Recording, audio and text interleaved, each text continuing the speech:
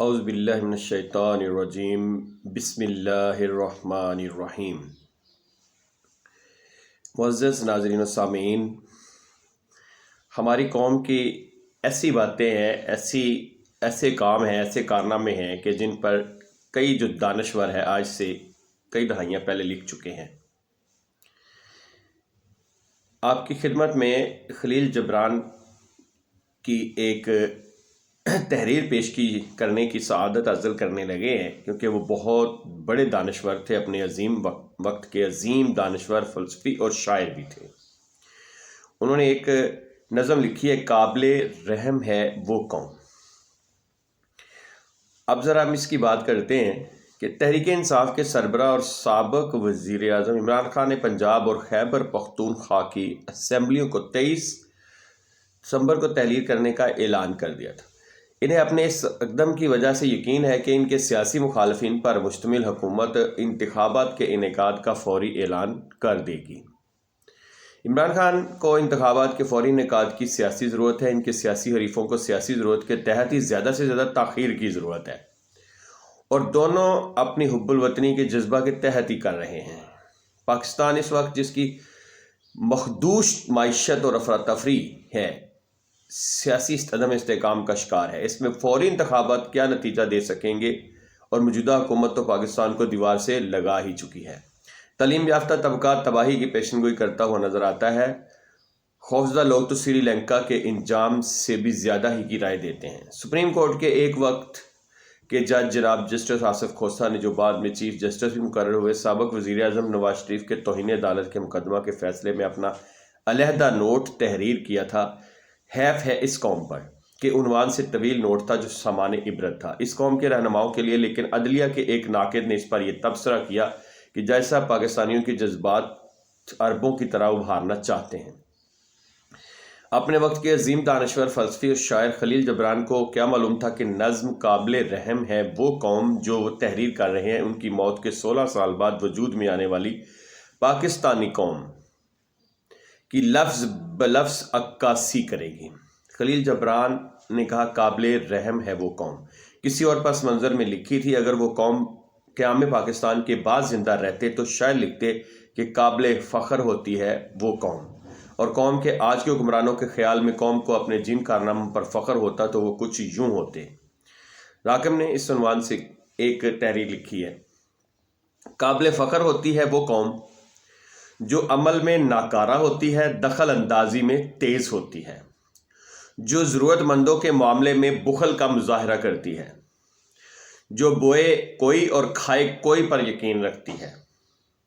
جو محنت کرے کوئی اور صلہ پائے کوئی پر عمل کرتی ہے، جو حسد، ہوس اور ہرس کی گرویدہ ہوتی ہے، جو محنت کرے کوئی اور صلہ پائے اس پر عمل کرتی ہے، جو ہاتھ پھیلانے کو معیوب نہیں سمجھتی ہے، جو جھولی بڑھانے کو عیب قرار نہیں دیتی ہے۔ قابل فخر ہوتی ہے وہ قوم جس کے تعلیمی اداروں میں سیاسی رہنماؤں کے گودام ہوتے ہیں، بیٹھکیں ہوتی ہیں، جانوروں کے استبل ہوتے ہیں، جس کے اساتذہ بکھرے بالوں، کھلے گریبانوں سے کلاسوں میں آ جاتے ہیں، اپنے شاگردوں کے سامنے سگریٹ اور بیڑی کا دھواں اڑاتے ہیں، منہ میں پان کھاتے ہیں، جس کے طلباء نقل کر کے امتحان میں کامیابی کو معیار سمجھتے ہیں۔ قابل فخر ہوتی ہے وہ قوم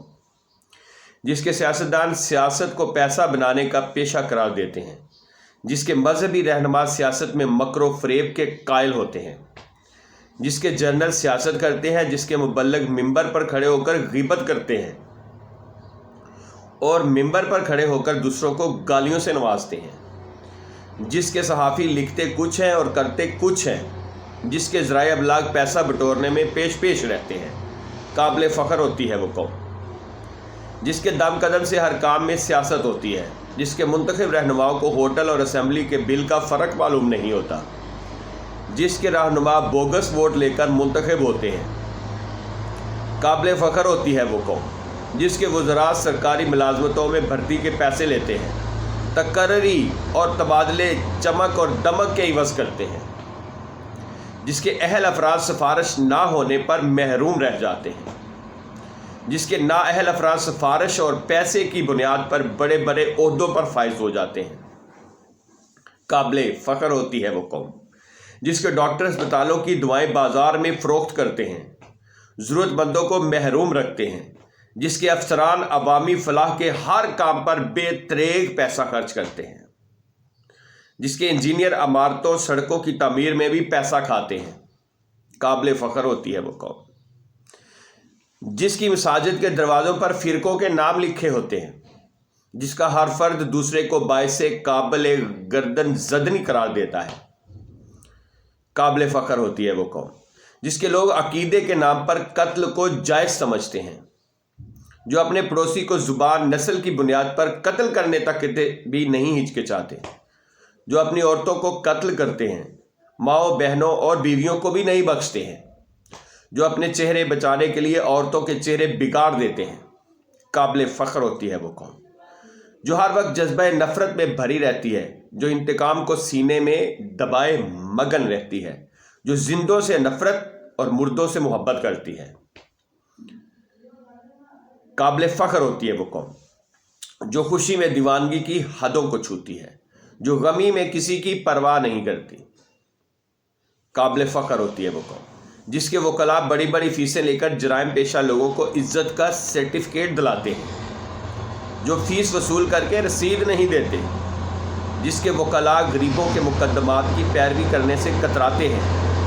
جس کے رضاکار اپنی رضا میں مگن رہتے ہیں، قابل فخر ہوتی ہے وہ قوم۔ جو نظام احتساب کو زیبائش کے لیے استعمال کرتی ہے، جو نظام عدل کو پیمائش میں ناپتی ہے، جو سزا کو نمائش کی طرح استعمال کرتی ہے، جو جزا کو خریدنے کی خواہش رکھتی ہے، جو کتابوں میں منع کیے گئے ہر وہ کام کرتی ہے، قابل فخر ہوتی ہے وہ قوم۔